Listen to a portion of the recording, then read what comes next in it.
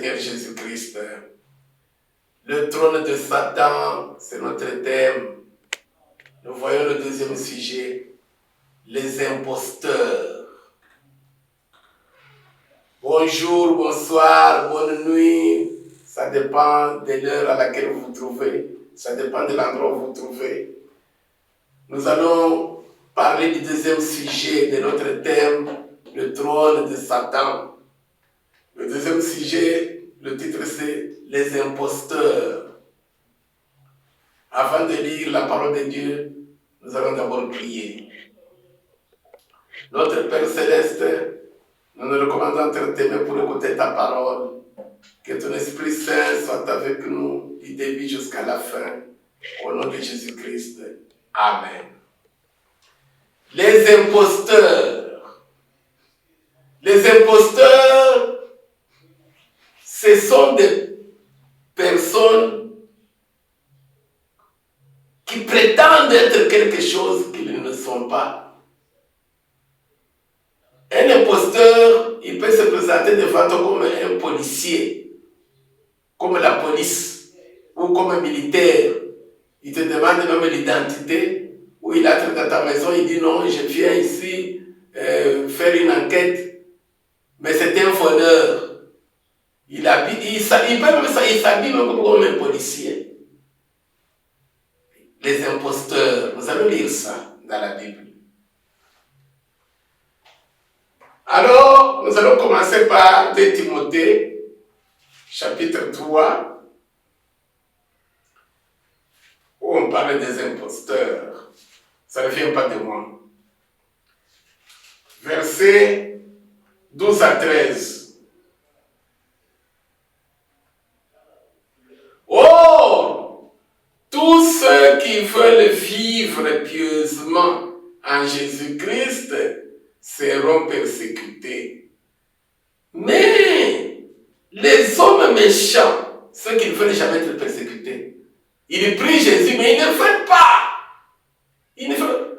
Comment un pasteur peut manquer une voiture? Comment un pasteur peut manquer un avion? Comment un pasteur peut manquer l'argent? Comment un chrétien peut tomber malade? Non. Il faut chercher votre solution. Les imposteurs. Oh, tous ceux qui veulent vivre pieusement en Jésus-Christ seront persécutés. Tous. Mais les hommes méchants et imposteurs avanceront toujours plus dans le mal, égarant les autres et égarés eux-mêmes. Alléluia. Voilà imposteur. Ça ne venait pas du frère David. Maintenant, nous allons lire un texte d'illustration où nous allons voir dans l'église primitive, il y avait un imposteur. Acte 8. Acte 8, verset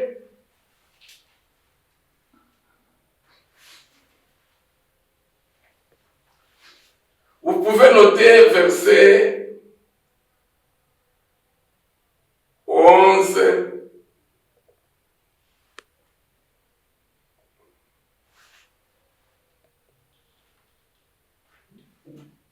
Si vous avez le temps à la maison, vous lisez verset 1 jusqu'à 25. Ici, nous allons lire à partir de verset 18 jusqu'à 25. Lorsque Simon vit que le Saint-Esprit était donné par l'imposition des mains des apôtres, il leur offrit de l'argent en disant: accordez-moi aussi ce pouvoir, afin que celui à qui j'imposerai les mains reçoive le Saint-Esprit. Mais Pierre lui dit: que ton argent périsse avec toi, puisque tu as cru que le don de Dieu s'acquérait à prix d'argent. Il n'y a pour toi ni part ni lot dans cette affaire, car ton cœur n'est pas droit devant Dieu. Repends-toi donc de ta méchanceté et prie le Seigneur pour que la pensée de ton cœur te soit pardonnée s'il est possible.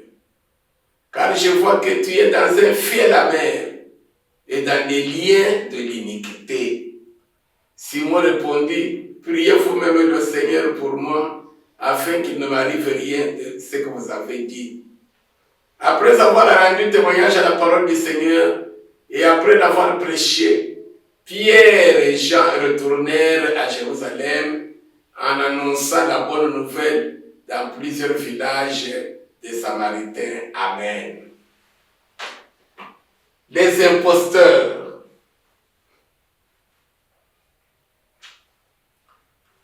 Les imposteurs, ce sont des frappeurs. Voilà, dans le langage le plus courant. Pour bien comprendre, les frappeurs, les chrétiens, les serviteurs de Dieu.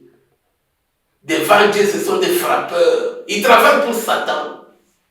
Maintenant, toi et moi, nous allons nous examiner si nous ne le sommes pas. Ici, il y avait un magicien. C'était un magicien. Son travail, c'était la magie. Pour vivre. Et il gagnait de l'argent. Parce qu'il opérait des miracles, des prodiges. Il peut prendre le mouchoir, il soulève le mouchoir. Les gens tombent. 30, 40. Vous voyez tout ça même dans les télévisions, partout. Il prend de l'eau, un bidon d'eau.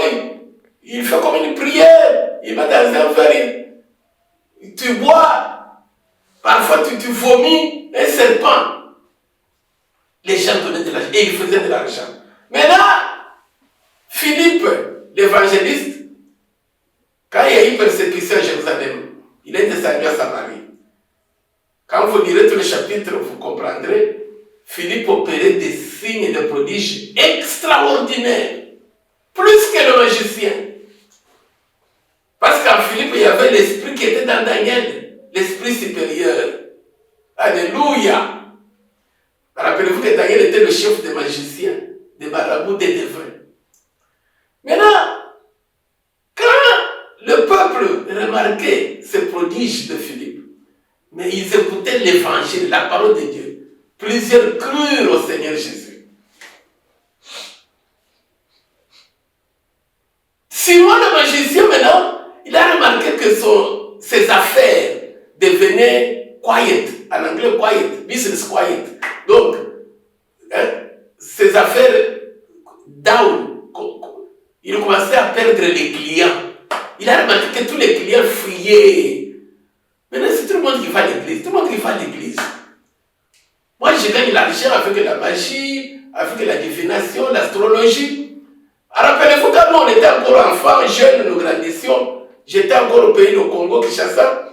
Il y avait beaucoup d'astrologues. Dans les années là-bas, 70, 80. Beaucoup d'astrologues. Tu arrives là-bas, au marché là-bas, tu mets la main, on te dit, c'est ton père tel. Toi, ton papa, c'est ton Léonard. Ta maman, tout. Et puis, c'est la vérité. Tu es né en telle année, le 14 juin, tout. Alors, tu prends 10 francs, tu donnes. Et je vais prier pour toi, pour que tu aies la chance. Alors, ces histoires ont diminué pourquoi? Simon le magicien a remarqué que tous les clients partaient, croyaient au Seigneur Jésus, croyaient au Seigneur Jésus. Maintenant, il commençait à manquer d'argent.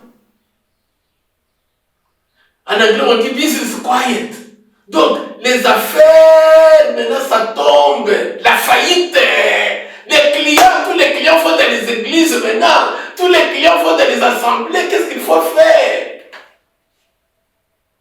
Maintenant, tous les sorciers, les magiciens, les marabouts, les devins, Simon a dit non, j'ai une stratégie. Son maître Satan lui a donné une révélation. Non. Va aussi, confesse tes péchés, crois en Jésus, sois avec eux, deviens aussi pasteur, docteur.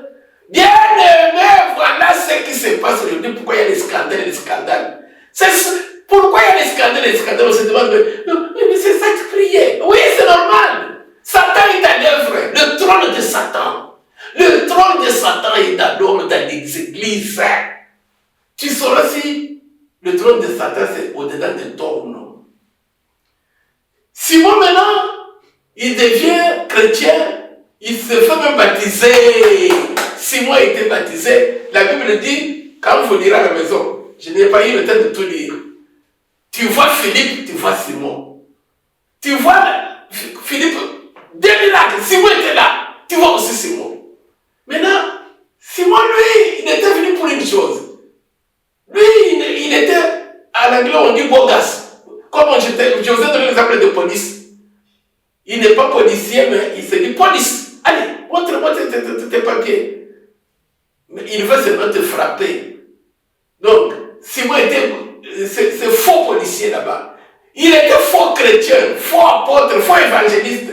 Simon évangélisait, Simon prêchait, Simon était là avec Philippe. Simon s'est fait baptiser. Maintenant, lui, tout ce qu'il cherchait, c'est l'argent. Mais vous comprendrez comment on va reconnaître que le trône de Satan est au-dedans de toi. Satan habite au-dedans de toi. Tu es un imposteur, un frappeur. Il est arrivé à un moment donné, Simon, tout l'argent diminue. Tout l'argent diminue. Lui, il n'a pas moyen d'opérer les miracles pour avoir l'argent. Puis, Philippe qui opérait les miracles, il ne demande pas l'argent. Oh, Jésus a dit, vous avez reçu gratuitement de l'argent. Alors, Philippe a dit non. Il faut que moi j'ai aussi ce pouvoir de faire ces miracles. Comme ça, moi je parle pour gagner l'argent. Pierre et Jean sont descendus à Samarie. Quand ils priaient pour les chrétiens ont reçu le Saint-Esprit. Pierre a dit, Simon a dit, Simon aussi je reçois le Saint-Esprit. Je veux faire le miracle pour avoir l'argent. Il avait encore gardé un peu d'argent dans sa poche. Il amène à Pierre. Prenez cet argent, priez pour moi, que je reçoive aussi le Saint-Esprit. Pierre lui a dit, répands-toi. Tu es perdu, tu es dans un fiel à mer. Tu es un serviteur du diable. Bien-aimé dans le Seigneur, nous avons lu ensemble et Simon a été déçu et confus. Pourquoi Simon cherche à ce qu'on lui donne le Saint-Esprit qu'il opère les miracles? C'est parce qu'il était venu, il cherchait l'argent et il a vu qu'il n'a plus le moyen d'avoir de l'argent. Lui, il n'avait rien à voir avec le royaume des cieux. Parce que l'évangile, c'est pour le royaume des cieux. Repentez-vous. Le royaume des cieux est proche. C'était ça la prédication de Jésus, la prédication de Jean-Baptiste, la prédication de Jonas, la prédication des apôtres, la prédication de Paul. Repentez-vous. Faites-vous baptiser au nom de Jésus-Christ. Vous recevrez le Saint-Esprit et vous entrerez dans le royaume des cieux. C'est ça l'évangile.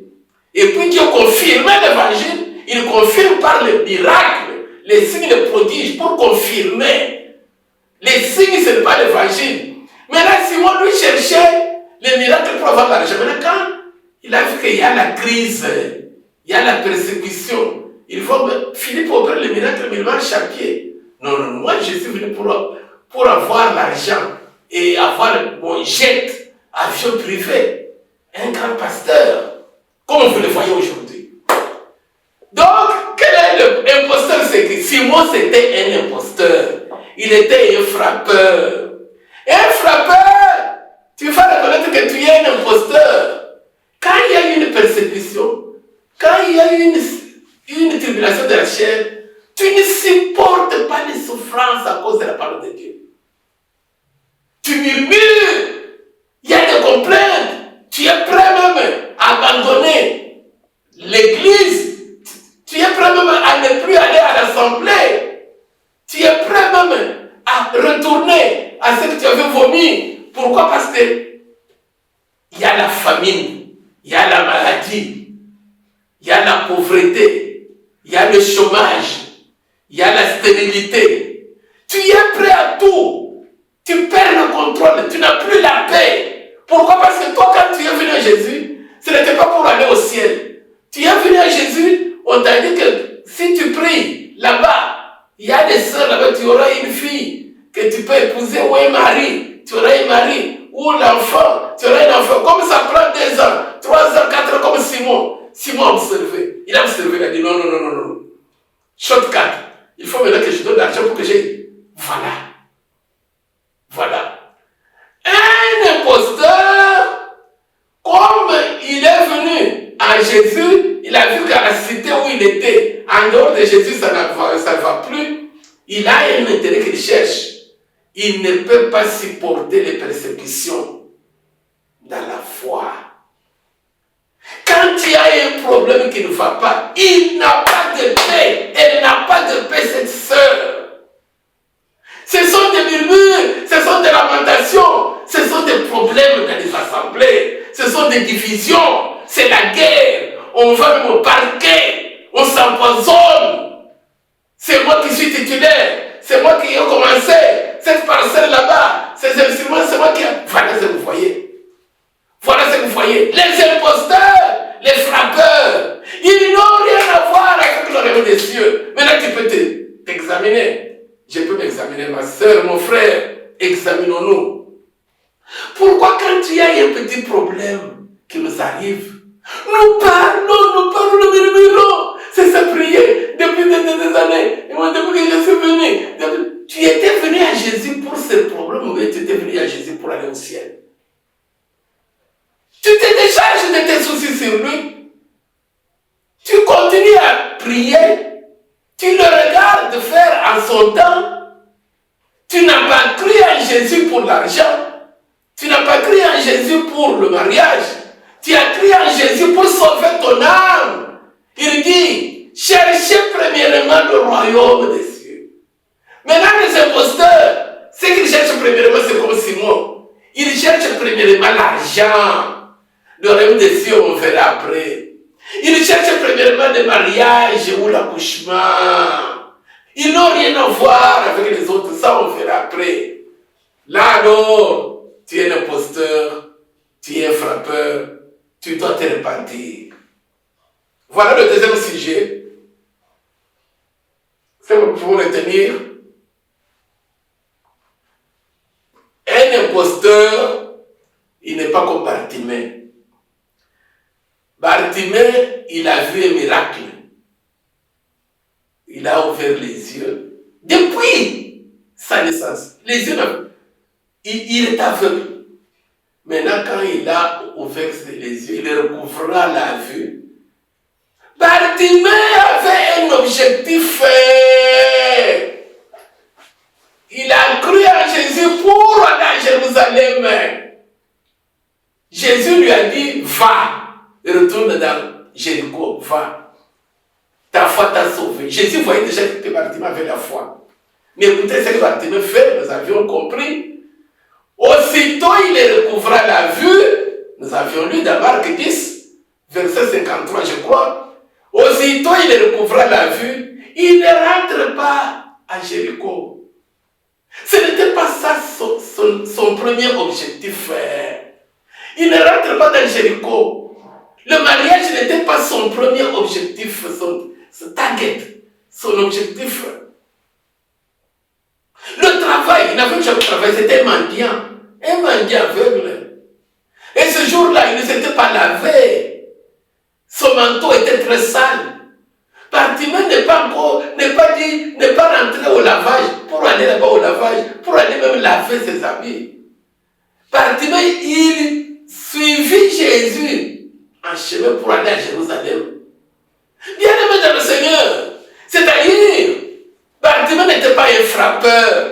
Et Jésus avait vu que Bartimée n'était pas un frappeur. Il a dit, ta foi t'a sauvé. C'est ça la foi saine. La Bible appelle ça la foi pure, la foi saine. Un frappeur, les imposteurs, les chrétiens que nous sommes aujourd'hui, la majorité, nous n'avons pas la foi pure, la foi sincère. Non, un imposteur, c'est un hypocrite, c'est un frappeur. Il s'est habillé comme un contrôleur des finances. Mais c'est pour voler même le peu d'arachide que tu as. Et regardez ce qui se passe bien avec les scandales. Comment voulez-vous? Vous êtes un berger, entre guillemets, un pasteur, entre guillemets, 3000 personnes, 2000 personnes, 1000 personnes qui écoutent la parole que tu prêches. Maintenant, quand tu as des millions et des millions et des millions et des millions, maintenant tu leur dis, allez, donnez-moi. Un imposteur, il n'est pas policier, il se fait policier. Les imposteurs, ils ne sont pas Jésus-Christ, ils se font de Jésus-Christ. Donnez-moi, je suis Dieu.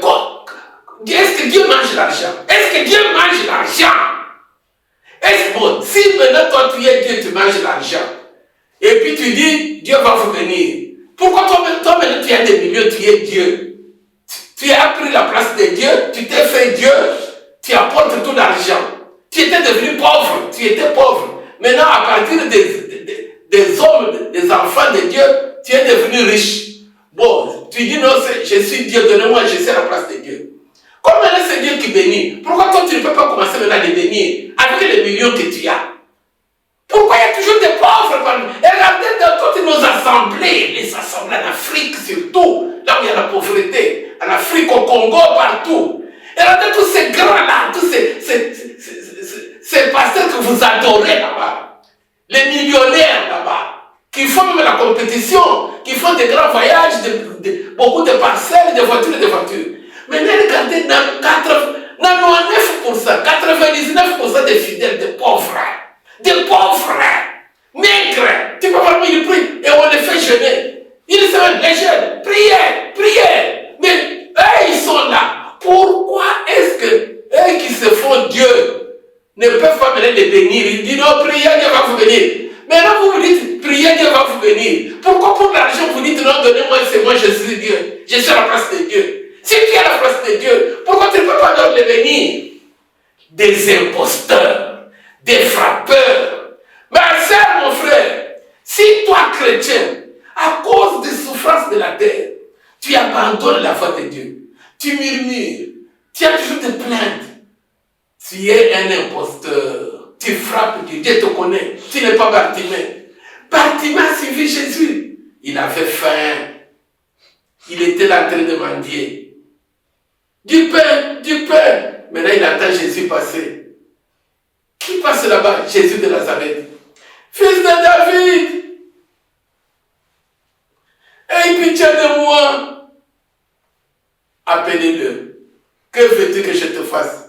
Que je recouvre la vue. Va, ta foi t'a sauvé. Aussitôt, il recouvrera la vue. Malgré la famine et la faim, malgré la pauvreté, malgré le célibat, Bartimée suivit Jésus dans le chemin. Mais je vous informe qu'en suivant Jésus jusqu'à Jérusalem, Bartimée n'était pas mort de faim. Bartimée n'était pas mort de faim. Je n'ai jamais vu le juste abandonné, ni sa postérité mariée à son père. Tout ce que Dieu veut, que nous puissions lui montrer une foi sincère, pas une foi des imposteurs. Dieu n'abandonne jamais son enfant. Et son enfant, c'est celui-là qui a l'objectif de le suivre là où il est, de saisir la vie éternelle à laquelle il a été appelé. Pour bien comprendre, nous allons lire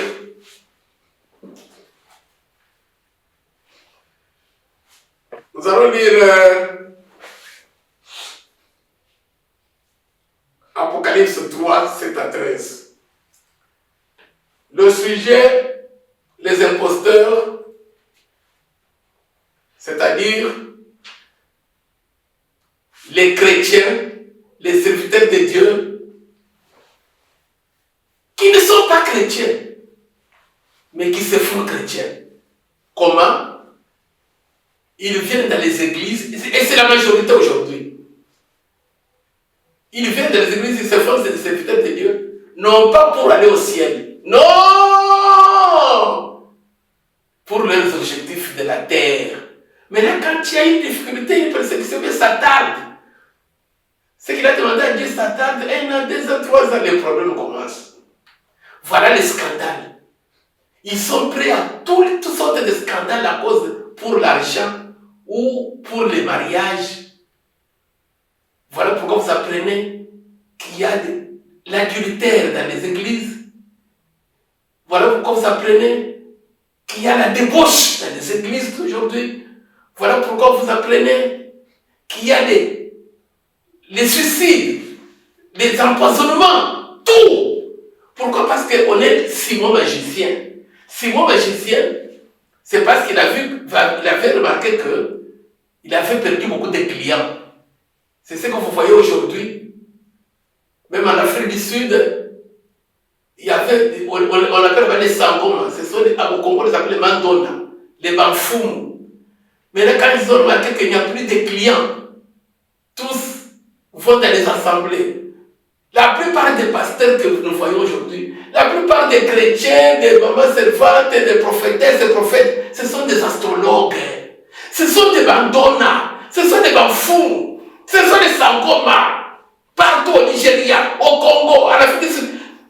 Ce sont des bafous, les bandonas, les sangomas, les devins, les astrologues. Maintenant, il est astrologue. Et là, il campe des assemblées. Là-bas. Je vois quelqu'un, tu es né le 14 juin. Oui. Tu prends $10, tu donnes.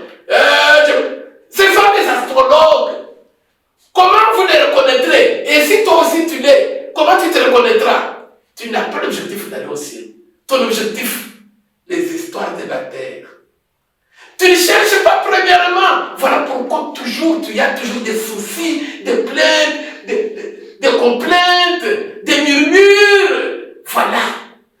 Voilà pourquoi il y a toujours des scandales et des scandales. Mais si tu es comme Bartimée, tu sais pourquoi Jésus t'a appelé. Alléluia.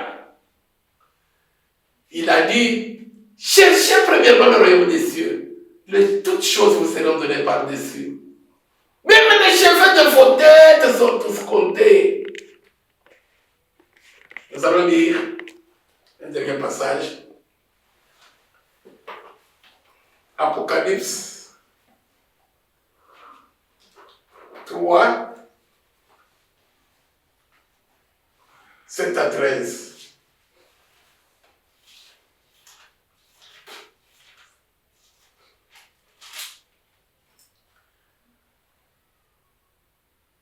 Écrit à l'ange de l'église de Philadelphie, voici ce que dit le Saint, le véritable, celui qui a la clé de David, celui qui ouvre et personne ne fermera, celui qui ferme et personne n'ouvrira. Je connais tes œuvres, voici parce que tu as peu de puissance et que tu as gardé ma parole et que tu n'as pas renié mon nom, j'ai mis devant toi une porte ouverte que personne ne peut fermer. Je te donne de ceux de la synagogue de Satan qui se disent juifs et ne le sont pas, mais qui mentent. Voici, je les ferai venir se prosterner à tes pieds et connaître que je t'ai aimé. Parce que tu as gardé la parole de la persévérance en moi, je te garderai aussi à l'heure de la tentation qui va venir sur le monde entier pour éprouver les habitants de la terre. Je viens bientôt, retiens ce que tu as, afin que personne ne prenne ta couronne. Celui qui vaincra, je ferai de lui une colonne dans le temple de mon Dieu, et il n'en sortira plus. J'écrirai sur lui le nom de mon Dieu, et le nom de la ville de mon Dieu, de la nouvelle Jérusalem qui descend du ciel, d'auprès de mon Dieu et mon nom nouveau. Que celui qui a des oreilles entende ce que l'Esprit dit aux églises. Nous avons lu ceci, c'est pour que vous compreniez que Bartimée a gardé la parole de la persévérance. Comme Dieu t'a appelé, ma soeur, mon frère, nous avons lu dans 2 Timothée chapitre 3, tous ceux qui veulent aller au ciel seront persécutés. Il y aura toujours des persécutions à cause de la parole. Là où les autres volent, comme Simon le magicien, toi tu ignores. Là où les autres voient la magie, toi tu dis non. Mais Dieu ne t'abandonnera jamais. Il dit, si tu gardes cette parole de persévérance, comme Bartimée, lui aussi, il se souviendra de toi. Il y a toujours un temps où Dieu va te bénir, ou un temps où Dieu va donner la solution à ton problème que tu as. Mais que toi, tu cherches à le voir, à aller au ciel. Ne sois pas un frappeur, ne sois pas un imposteur, mais sois celui qui a la foi sincère comme Bartimée. Et en plus du royaume des cieux, Dieu va te donner le par-dessus. Que Dieu vous bénisse.